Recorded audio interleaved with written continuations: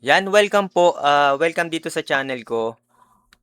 Welcome sa Bentek. Sa mga teacher, na student, no, tas sa mga mahiling mag-layout sa Canva or iba pa. So ganito yan dapat pag nag-layout tayo, dapat inuuna na natin yung size. Lalo na halimbawa kung ipapatarpaulin. Yan, minsan kasi magle-layout tayo, natatapos natin, pero yung size na le-layoutan natin maliit, 'no. Halimbawa, size lang ng bond paper, pero kailangan mo siyang i-print sa isang malaking tarpaulin. Halimbawa nito yung 4x5, 4x6, 4x8. 'Yan, lagi niyong tatandaan bago mag-layout, ise-set muna yung tamang size. Kasi pagka 'yan, pina-print niyo halimbawa, pinrint niyo sa bond paper tapos yung pala malaki, 'pag 'yan, pinadala niyo dun sa magpi-print, puwedeng tendency na gawin, hatakin. So, yung mga image puwedeng halimbawa yung bilog puwedeng ma-oblong, yung mukha ng tao puwedeng tumaba, puwedeng pumayat kasi nga hinahatak na lang. Tsaka hindi siya ano, hindi siya layered kaya hindi puwedeng ma-edit. Tsaka karaniwan ng nagpi-print ayaw na nila nung e-edit 'no. Ang gusto nila ay rekta print na o ready to print kasi kakain ng time pag i-edit nila isa-isa yung mga maling size na ipinapasa. So halimbawa nandito ako sa Canva, dito sa create 'no, wala tayong account sa Canva 'no, ano lang 'to free. Ipapakita ko lang 'no, kasi ito may mga ano na 'no, halimbawa presentation, iki-click mo lang diyan 'no, maliliit na size 'yan. So 'pag tarpaulin malalaki 'yun, eh. So, kailangan natin ng custom size. Nasa Canva po tayo, 'no? Etong units, papalitan natin 'yan ng inches. Ito ang tandaan, sa tarpaulin printing, feet yung ginagamit. So, kung inches, iko-convert mo yung feet into inches. For sample, 2 by 3 feet.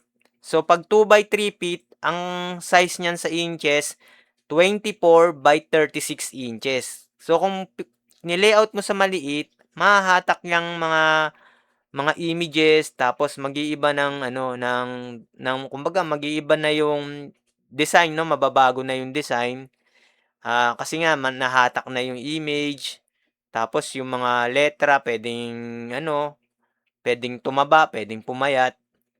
So, dapat kunyari ay 2 by 3, so yung width niya dapat 36, tapos ang height niya ay 24. Kaya lang nakaano lang 'to 'no, hindi tayo makaka-create ata, 'yan.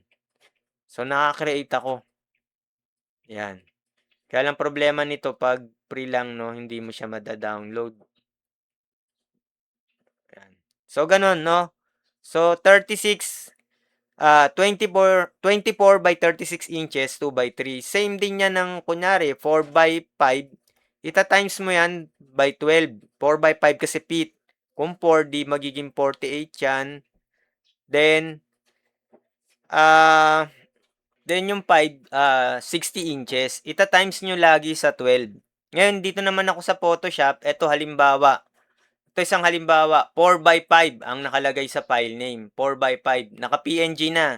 So, mahirap na 'tong i-edit kasi ang tawag dito, naka-ano na 'no, naka-merge na yung mga layered. Hindi mo na siya ma-e-edit, hindi mo na magagalaw yung text, hindi mo na magagalaw yung mga clip art na nilagay diyan.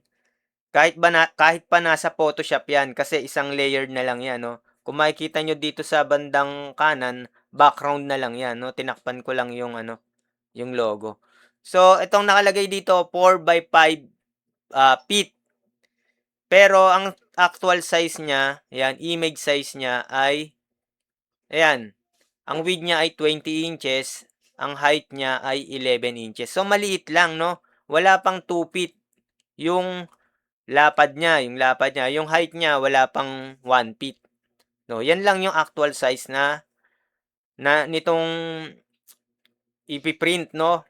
Pero dapat ipi-print siya sa 4 by 5. So, ang gagawin diyan mahahatak lang, yung mga logo na bilog puwedeng puwedeng maging oblong, 'yan.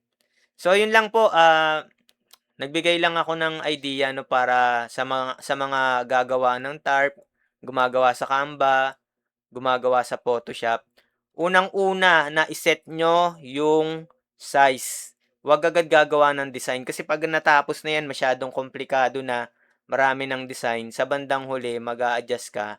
Kumbaga mas mahirap yung, ah, mas maganda pa nga na gumawa ka from the scratch kaysa yung parang nagre-repair ka na nung trabaho. Kasi mas mahirap yun lalo na kung na-merge na lahat ng mga layered 'no, mahirap na siyang i-edit.